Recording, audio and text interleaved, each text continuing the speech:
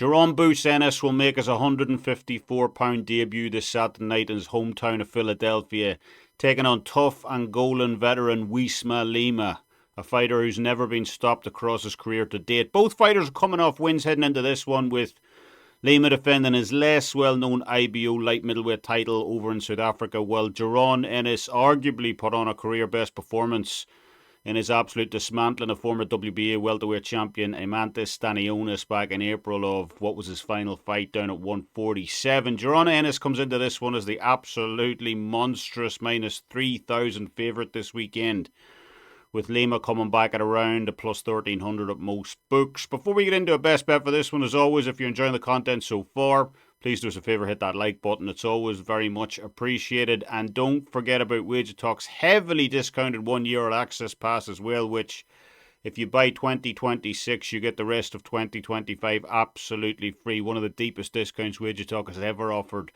effectively giving away over 2 months for free. So make sure and jump on board before that deal expires. Return to the best bet for this one, and while it will be interesting to see Ennis up at a new weight division this weekend, kind of see how he looks, I for one expect him, to shine. Ennis has looked drained for a while now down at 147. He looked a lot bigger physically in his last fight against Stanionis as well, effectively, necessitating that move up to 154. So I do think the new weight division will suit Ennis a lot more this weekend, and especially seeing as Ennis, he's even more offensively minded than he was in years past as well. He's changed that dynamic in fights.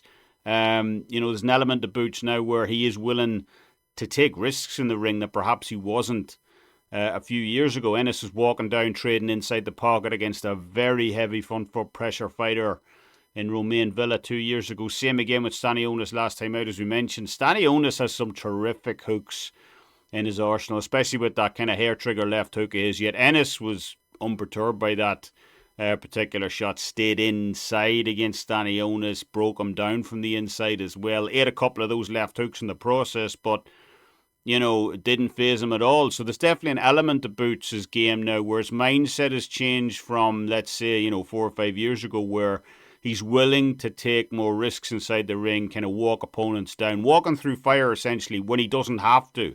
Let's say similar to Terence Crawford also, where, they have that Sugar Ray Leonard mindset almost of, they have the ability to outbox you, make the fight boring.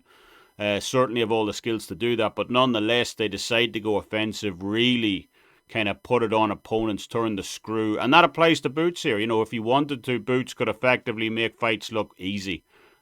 Boxing at range, Shakur Stevenson style, let's say, where, he has that fantastic back foot game. He's got a great jab as well. He's a precision long-range puncher, but at the end of the day, he's got that closer mindset, and I believe he'll want to make a statement to the rest of the division this weekend in his debut in his hometown. As a result, his opponent this weekend, Lima, while, no doubt tough, like we said, he's never been stopped. He isn't defensively elite by any stretch. We go back and revisit his war against Aaron McKenna 2 years ago.